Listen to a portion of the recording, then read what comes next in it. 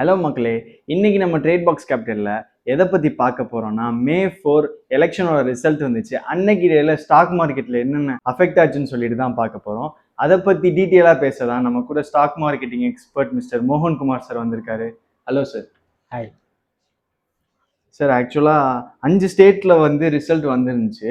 அது நம்மளோட market jump ஆயிருக்குன்னு சொல்லி கேள்விப்பட்டேன். ஆக்சுவலாக என்ன சார் நடந்துச்சு?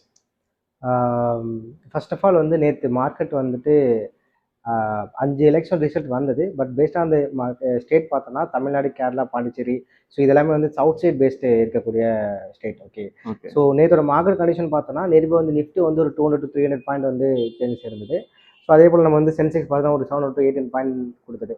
ஸோ சென்செக்ஸோட மூமெண்ட்டும் நிஃப்டியோட மூமெண்ட்டும் இந்த ப்ரைஸ் நார்மல் மார்க்கெட்லேயே வரக்கூடியது. ஸோ இதே நம்ம ஒரு ஜூன் 2024 எலெக்ஷன் ரிசல்ட் பார்க்கும்போது அது பிஎம் கேண்டிடேட் சூஸ் பண்ணுறதுக்கான எம்பிக்கான ரிசல்ட். ஸோ அப்போது அங்கே நிஃப்டி ஒரு 2000 பாயிண்ட் இறங்கி நெக்ஸ்ட் டேவே அந்த பாயிண்ட் எல்லாமே அப்படியே அப்சைடில் ரேலி எடுத்தது. ஸோ அதோட மார்க்கெட் கம்பேர் பண்ணுறப்போ இது பெரிய மார்க்கெட் மூவ்மெண்ட் இல்லை அப்படிங்கிறது தான் நேத்தோட மார்க்கெட் கண்டிஷன் தான் நான் பார்க்குறேன். Okay sir, super. State wise பார்த்தா எங்கே சார் ரொம்ப இம்பாக்டாக இருந்துச்சு? ஓகே. ஸோ நேத்தோட எலெக்ஷன் ரிசல்ட் வைஸ் பார்க்கும்போது வெஸ்ட் பெங்கால் பார்த்தோம் அப்படின்னா, ஸோ ப்ரீவியஸாக அந்த ரூலிங் பார்ட்டி அவங்க மெஜாரிட்டி இழந்து, ஸோ புது பார்ட்டி பிஜேபி அங்கே மெஜாரிட்டி லீடிங் எடுத்திருக்காங்க. ஸோ இதனால் மார்க்கெட் சேஞ்சஸ் இருந்ததா? ஸோ இந்த கண்டிஷனால் மார்க்கெட் கண்டிஷன் சேஞ்சஸ் இருந்தால் கேட்டால் மார்க்கெட்டில் எதுவும் சேஞ்சஸ் இல்லை. பட் பர்டிகுலர் ஸ்டாக்ஸ் நல்ல ஒரு சில மூவ்மெண்ட் கொடுத்தது. ஸோ அதே பார்த்தோன்னா ஜென்சோ கோல்ட், பஜார் ஸ்டைல், இந்த மாதிரி ஒரு சில ஸ்டாக்ஸ் 9% மூவ்மெண்ட் கொடுத்தது. ஸோ அது என்ன ரீசனாக இருக்கும்னு பார்த்தோம்னா, அந்த ஸ்டாக்ஸ் லோக்கல் இருக்கக்கூடிய, அதாவது வெஸ்ட் பெங்கால் இருக்கக்கூடிய அந்த ஸ்டாக்ஸோட கம்பெனிஸ் அங்கே இருக்கக்கூடிய இதாக இருக்கும், அதோட ஹெட் குவார்ட்டர்ஸ். ஸோ அதனால் அந்த பர்டிகுலர் ஸ்டாக்ஸ் அது மூவ்மெண்ட் கொடுத்துருக்கு. ஸோ அதுதான் நேற்று மார்க்கெட் கண்டிஷனை தவிர்த்துட்டு, அதனால வெஸ்ட் பெங்காலில் அந்த சேஞ்சஸ் மார்க்கெட் அஃபெக்ட் பண்ணிச்சுக்கிட்டால் பெருசாக ஒன்று அஃபெக்ஷன் நம்ம பார்க்கல. ஸோ மற்றபடி எல்லா செக்டாருமே உங்களுக்கு க்ரீனில் தான் இருந்தது. ஓகே. So super. நம்ம ஸ்டேட் தமிழ்நாட்டில் என்ன சார் அப்டேட் இருக்கு? தமிழ்நாடு பொறுத்த வரைக்கும் ஸோ எல்லாருமே அன்எக்ஸ்பெக்ட் பண்ணபடி வேற ஒரு நியூ பார்ட்டி உள்ளே வந்தாங்க. ஸோ தமிழ்நாடோட எலெக்ஷன் ரிசல்ட் பெருசாக மார்க்கெட்டை எப்பவுமே இம்பேக்ட் பண்ணாது. நேற்று தான் அதுவும் கண்டிஷன்.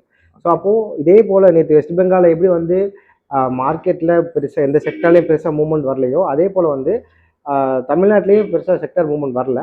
பட் ஆனால் பர்டிகுலராக ஒரு சில ஸ்டாக்ஸில் நேற்று சேஞ்சஸ் நல்லாவே நடந்தது. ஸோ குறிப்பாக சொல்ல போனால் சன் நெட்வொர்க்கோட ஸ்டாக்ஸ் லிஸ்ட் ஆகி ட்ரேட் ஆகிட்டு இருந்தது. அந்த ஸ்டாக்ஸில் ஒரு பெருசாக ஒரு ஃபால் 5% இருந்தது. ஸோ அதர்வைஸ் பார்க்கும்போது வேறு தமிழ்நாட்டில் மேஜராக எல்லாரும் எதிர்பார்த்தது மார்க்கெட்டில் ஸோ மீடியா செக்டாரில் சேஞ்சஸ் இருக்கும் அப்படி மாதிரி எதிர்பார்த்தாங்க. ரீசன் என்ன பார்த்தோம்னா, லைக் ஒரு எக்ஸிட் போல் ரிப்போர்ட்டோ இல்லை எலெக்ஷன் மாதிரி ரிப்போர்ட்டோ வேறு மாதிரி இருந்தது. ஸோ எலெக்ஷன் ரிப்போர்ட் வேறு மாதிரி வரும்போது மிடில் த மார்க்கெட்டில் ஆஃப் த மார்க்கெட் மேலே மீடியா செக்டரில் சேஞ்சஸ் இருக்கும் அப்படி மாதிரி எதிர்பார்த்தாங்க. பட் ஆனால் அந்த வரைக்கும் ஒரு சேஞ்சஸ் இல்லை. ஸோ அதனால் தமிழ்நாடு ரீசனாக போச்சு. ஆமாம். ஸோ மேஜர் இதுதான். பட் சன் டிவியோட மார்க்கெட் ஃபால் ஆச்சு அப்படிங்கிறது நேற்று ஒரு கண்டிஷன் தமிழ்நாடோட எலெக்ஷன் ரிசல்ட்டில். Okay sir. இப்போ சன் டிவி ஸ்டாக் ஃபால் ஆயிருக்குன்னு சொல்கிறீங்க. அகைன் இந்த மாதிரி ஃபால் ஆகுமா? இப்போ இந்த சன் டிவியோட ஸ்டாக்ஸ் ஒரு ஃபால் அப்படின்னு பார்த்தோன்னா ஷார்ட் டேர்ம் ஃபால் தான். ஏன்னா எலெக்ஷன் ரிசல்ட் வந்திருக்கு. ஸோ அப்போது அந்த ஸ்டாக்ஸோட ஓனர் கரண்ட்ல ப்ரீவியஸாக அந்த ரூலிங் பார்ட்டிக்கு கொஞ்சம் நெருக்கமானவர் இருந்தனால அந்த பர்டிகுலர் ஸ்டாக்ஸ் நிறைய பேர் அவங்களோட மைண்ட் செட் மாறி ஓகே இதுக்கப்புறம் ஸ்டாக்ஸ் போகாதுன்னு சொல்லி இன்வெஸ்ட் எக்ஸிட் ஆக ட்ரை பண்ணுவாங்க. ஸோ அதனால தவிர்த்து ஷார்ட் டேர்ம் ஃபால் தானே தவிர்த்துட்டு லாங் டேர்மா அப்படின்னா, லாங் டேர்ம் அப்படிங்கிறது நம்ம எப்படி கவனிக்கிறோம்னா, இந்த எலெக்ஷன் ரிசல்ட்டு இதெல்லாம் ஷார்ட் டேர்ம் தான். லாங் டேர்ம்னால இந்த கம்பெனி பார்த்தா நம்ம அனலைஸ் பண்ணணும். இந்த கம்பெனி சேல்ஸ் எப்படி இருக்குது, நெட் க்ரோத் எப்படி இருக்குது, இதெல்லாம் பார்த்து தான் நம்ம அனலைஸ் பண்ணுவோம் தவிர்த்துட்டு ஷார்ட் டேர்மில் அனலைஸ் பண்ண முடியாது. ஸோ சன்ங்கிறது ஒரு நல்ல ஒரு ஸ்டாக்ஸ் தான். பட் ஷார்ட் டேர்ம் ஃபால் தான் என்னை பொறுத்த வரைக்கும் நான் பார்க்குறேன். Okay sir, super. இது மாதிரி வேறு ஏதாவது ஸ்டாக்ஸ் ஃபால் ஆகிட்டு மறுபடியும் கெயின் ஆயிருக்கா சார்? ஸோ இது மாதிரி ஸ்டாக்ஸ்ன்னு பார்த்தோன்னா ஜூன் 24 எலெக்ஷன் அப்போது ஐ திங்க் ஆந்திரா கவர்மெண்ட் மாறினாங்க. ஸோ அப்போ சந்திரபாபு நாயுடு வரும்போது அவர் ரிலேட்டடாக இருக்கக்கூடிய ஒரு கம்பெனிஸ் ஹெரிட்டேஜ் ஃபுட் சம்திங் அந்த ஸ்டாக்ஸ் நேமு. அந்த ஸ்டாக்ஸ் பார்த்தோன்னா வித்தின் 1 வீக்கில் ஆஃப்டர் எலெக்ஷன் ரிசல்ட் வந்ததுக்கப்புறம் அவர் ஆட்சி அமைச்சார், மெஜாரிட்டி பிடிச்சி.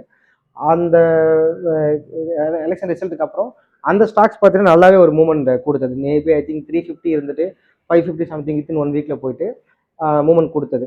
ஆனால் இப்போ அந்த ஸ்டாக்ஸ் பார்த்தீங்கன்னா நியர்பை உங்களுக்கு 350 சம்திங் ஃபோரில் தான் ட்ரேட் ஆகிட்டு. ஸோ அப்போது நான் சொன்ன மாதிரி ஷார்ட் டேர்ம் அப்படிங்கிறது இதுதான். ஸோ பீப்புளோட மைண்ட் செட் ஓகே நல்லா போகும் அப்படி மாதிரி எதிர்பார்த்து ப்ராஃபிட் புக் பண்ணிட்டாங்க. அதுக்கப்புறம் அந்த கம்பெனி என்ன பர்ஃபார்ம் பண்ணுது, என்ன ஒரு நெட் சேல்ஸ் என்ன கொடுக்குது, ப்ராஃபிட் என்ன பண்ணுறாங்க, ஏதாவது நியூ நியூ அதை மார்க்கெட் இம்பாக்ட் பண்ணுற மாதிரி ஏதாவது ஒரு விஷயங்கள் கொண்டு வராங்களா அப்படிங்கிறத பேஸ் தான் வந்து அதோட இம்பாக்ட் இருக்குமே தவிர்த்துட்டு இந்த மாதிரி வந்து சேஞ்சஸ் ஏறி ஷார்ட் டேர்ம் வந்து ப்ராஃபிட் கொடுத்துட்டு திருப்பி ஃபாலில் இருக்க ஸ்டாக்ஸும் இருக்குது மார்க்கெட்டில்.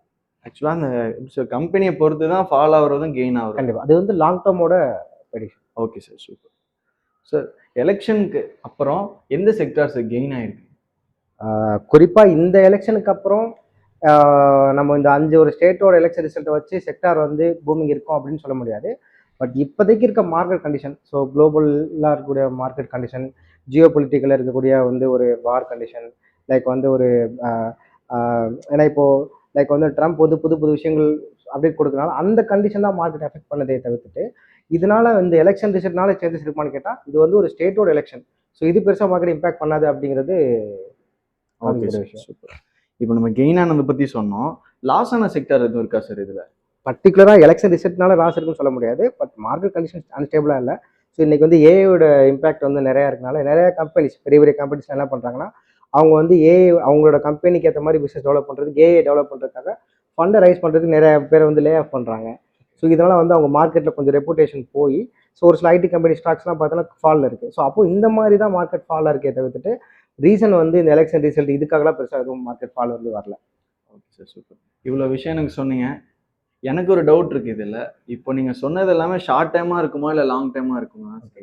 ஸோ ஷார்ட் டேர்ம் அப்படிங்கிறது என்னென்னா இந்த எலெக்ஷன் ரிசல்ட்டு இதெல்லாமே வச்சு வரும்போது இதெல்லாம் கரண்ட்டில் வரக்கூடிய மார்க்கெட்டில் இருக்கக்கூடிய நியூஸ், அந்த நியூஸ்க்காக மார்க்கெட்டில் சேஞ்சஸ் இருக்கே தவிர்த்துட்டு லாங் டேர்மில் நம்ம இன்வெஸ்ட் பண்ணோம் அப்படின்னா அந்த பர்டிகுலர் ஸ்டாக்ஸில் ஃபண்டமெண்டலாக தான் நம்ம அனலைஸ் பண்ணோம். ஃபண்டமெண்டலாக அந்த கம்பெனி எப்படி இருக்குது, அவங்களோட கேஷ் ஃப்ளோ எப்படி இருக்குது, லாஸ்ட் இயருக்கும் இந்த இயருக்கும் ப்ராஃபிட் ரேஷியோ எவ்வளோ இருக்குது, பி ரேஷியோ எவ்வளோ இருக்குது, ஓப்பன் இன்ட்ரெஸ்ட் எவ்வளோ இருக்குது, ஃபண்ட் ப்ரமோட்டர் எவ்வளோ ஹோல்டிங் வச்சிருக்காங்க, மியூச்சுவல் ஃபண்ட்ஸோட ஆக்டிவிட்டிஸ் என்ன இருக்குது, அந்த கம்பெனி வந்து லாஸ்ட் 3 இயர்ஸ் வந்து எவ்ரி குவார்டர் வந்து என்ன மாதிரி ப்ராஃபிட் கொடுக்குறாங்க, இதெல்லாமே பேஸ் தான் வந்து நம்ம லாங் டேர்மாக ஃபோக்கஸ் பண்ணணும் தவிர்த்துட்டு ஷார்ட் டேர்ம்ங்கிறது இந்த மாதிரி வர நியூஸ் ஹைப்காக போய் நம்ம வந்து ட்ரேட் பண்ணோம் அப்படிங்கிறது பண்ணக்கூடாது. ஓகே சார், சூப்பராக நல்லா கிளியராக சொன்னீங்க சார். ஆக்சுவலாக வீடியோ பார்க்குற வியூவர்ஸ்க்கு நீங்கள் அட்வைஸ்ன்னு கொடுத்தா என்ன சார்? ஓகே. ஸோ இந்த இடத்துல வந்து அட்வைஸ்ன்னு பார்த்தோன்னா கரண்ட்டில் வர நியூஸ், அந்த நியூஸ்னால வர ஹைப் அதை பார்த்து இன்வெஸ்ட்மெண்ட் அவாய்ட் பண்ணிட்டு ஒரு பர்டிகுலர் ஸ்டாக்ஸை நீங்கள் சூஸ் பண்ணுறீங்க, ஒரு இன்வெஸ்ட்மெண்ட்டாக போகிறீங்க அப்படின்னா அந்த ஸ்டாக்ஸை ஃபஸ்ட்டு அனலைஸ் பண்ணுங்கள். அந்த ஸ்டாக்ஸ் எந்த அளவுக்கு ஸ்ட்ராங்காக இருக்குது மார்க்கெட்டில், அவங்களோட காம்படிட்டர் யார், அவங்க என்ன பண்ணுறாங்க. ஸோ அப்போ இந்த ஸ்டாக்ஸ் இன்வெஸ்ட் பண்ணோம்னா இவங்க பிஇ ரேஷியோ எவ்வளோ இருக்குது, இவங்ககிட்ட வந்து ப்ராஃபிட் புக்கிங் எவ்வளோ இருக்குது, லைக் வந்து இவங்க வந்து ப்ராஃபிட் மேக்கிங் கம்பெனியா, ஃபர்ஸ்ட் ஆஃப் ஆல் வந்து உங்கள் மார்க்கெட்டில் எப்படி கண்டிஷன் இருக்காங்க, ஸோ இப்போ இந்த கரண்ட்டில் இண்டஸ்ட்ரி எப்படி இருக்குது, இந்த இண்டஸ்ட்ரி வந்து ஃபியூச்சரில் க்ரோத் ஆகுமா, இந்த மாதிரி விஷயங்களை நம்ம ஃபண்டமெண்டலாக அனலைஸ் பண்ணிவிட்டு அதை ஃபண்டமெண்டல் அனலைஸ் மட்டும் இல்லாமல் கூடவே நீங்கள் டெக்னிக்கலாகவும் நம்ம அந்த பாயிண்ட் ஆஃப் வியூ செக் பண்ணணும். அவங்க நல்லா ஓரளவுக்கு வந்து ஸ்ட்ராங்கான மார்க்கெட் வேல்யூ இருக்கா, ஸோ இதில் வந்து இது எஃப்ஐயோட ஆக்டிவிட்டிஸ் எவ்வளோ இருக்குது, ஸோ இப்போ ரீசெண்டாக வந்து வித்தின் 6 மந்த்தில் என்ன ரேஞ்ச் இருக்குது, 1 இயர்க்கில் என்ன ரேஞ்ச் இருக்குது, அப்படி மாதிரி டெக்னிக்கலாக அனலைஸ் பண்ணி நம்ம போகும்போது அந்த ஸ்டாக்கோட வேல்யூ வந்து அப்டவுனுங்கிறது நம்ம அங்கே தான் நம்ம ப்ரெடிக்ட் பண்ண முடியும். அதனால் வந்து நம்ம நியூஸ் வருது, அந்த நியூஸ்னால ஒரு ஹைப் இருக்குது, அந்த ஹைப்னால போய் இன்வெஸ்ட் பண்ணி அப்படி மாதிரி போய் மாட்டிக்காமல் ஸோ ஸ்டாக்ஸை வந்து லாங் டேர்மாக அனலைஸ் பண்ணி பண்ணுறது சேஃபாகும். Okay sir, super sir. இவ்வளோ குவாலிட்டியான ஒரு இன்ஃபர்மேஷன் கொடுத்தது ரொம்ப தேங்க்யூ சார். இந்த வருஷம் 2026 நடந்த எலெக்ஷனில் ஸ்டாக் மார்க்கெட்டில் என்னென்ன இம்பாக்ட் ஆச்சுன்னு சொல்லிட்டு இந்த வீடியோவில் இப்போ நம்ம பார்த்தோம். இந்த மாதிரி கரண்ட் அப்டேட் பற்றி தெரிஞ்சுக்க நம்ம ட்ரேட் பாக்ஸ் கேபிட்டலில் ஃபாலோ பண்ணுங்கள். அடுத்த வீடியோவில் சந்திப்போம். பாய்.